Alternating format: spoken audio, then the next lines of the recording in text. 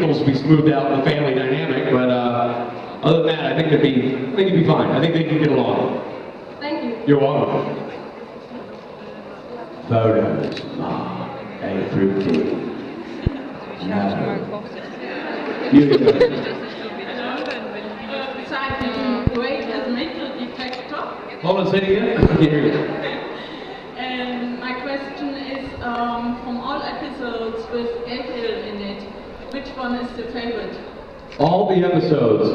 There's so many. I get so lost.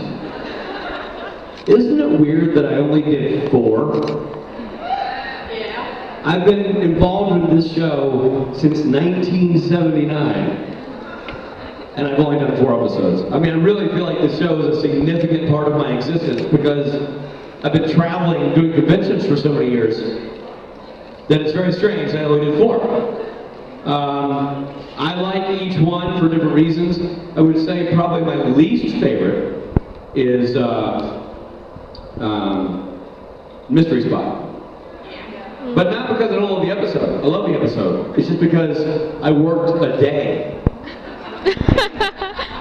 You know, I mean, it wasn't me the whole time. He's dying and all this stuff, and I wasn't there. I think I worked 2 days. I worked one day when Jared's holding the stick up to my throat, and then when I confront him, it's another day. So that's the only reason why I love that episode, and I got to work with Ken Manners directing that episode, so that was really cool. It's just I love, you know, being more involved when I'm up there. And in the other episodes, I got some heavier lifting to do. You know, there's aspects of each one I like. I gotta say, I mean, if I had to say, I'd say Changing Channels because of the scene in the warehouse revealing myself to be Gabriel. I really liked that sequence. I really enjoyed, as an actor, being able to make that turn. But I love the scene with Mark Pellegrino in wherever the hell it's called, Where I Die. Hammer of the Gods, thank you. Wacko? I loved slamming Jensen against the wall in the sitcom scene in Changing Channels. I like making out with 2 hot women in Hammer of the Gods. Not a bad way to go if you're gonna go. Yeah, I even like that whole like sort of pseudo porn scene was a lot of fun. Like I just got so much fun stuff to do in the show that it's hard to point at one and go, that's my favorite, except for the fact that from an actor standpoint, that making that switch was really awesome. And then Changing Channels. So I'll go through a Changing Channels. Oh crap! So she was just about to ask a question. You break your heart. Look how sad she looks. What, say the question, I'll answer real quickly. What is it? I have a question. Go ahead. I just wanted to know if you talked to and how exactly, like, Did talk to the family of mine. Quick story time, let me get super fast. Band of Brothers, the character I play died in Battle of the Bulge. Are you picking up the nails? They're everywhere.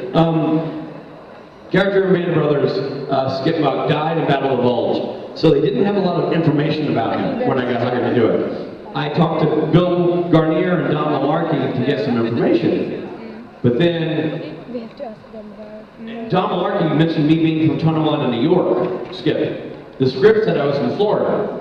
So immediately I realized, production doesn't know where this guy's from. So I did all this research. This is back when the internet was fairly new. So I know it sounds crazy. It's like before the car.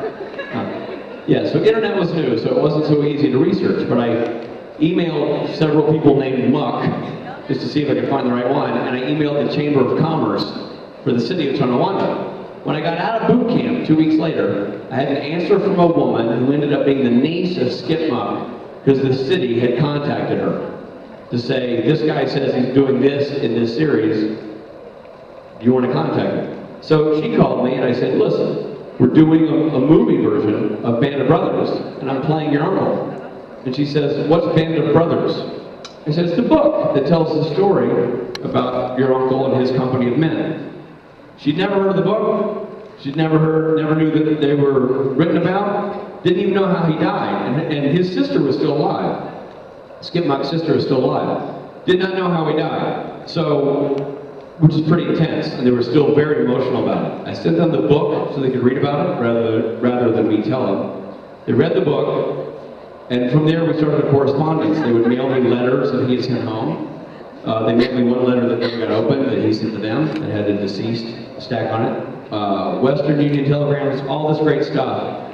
And make a long story short, over the course of our correspondence, I would learn about him and I would have the show put it into the movie. So if you watch Band of Brothers, episode 7, I'm sitting in a foxhole and I'm talking about swimming across the Niagara River.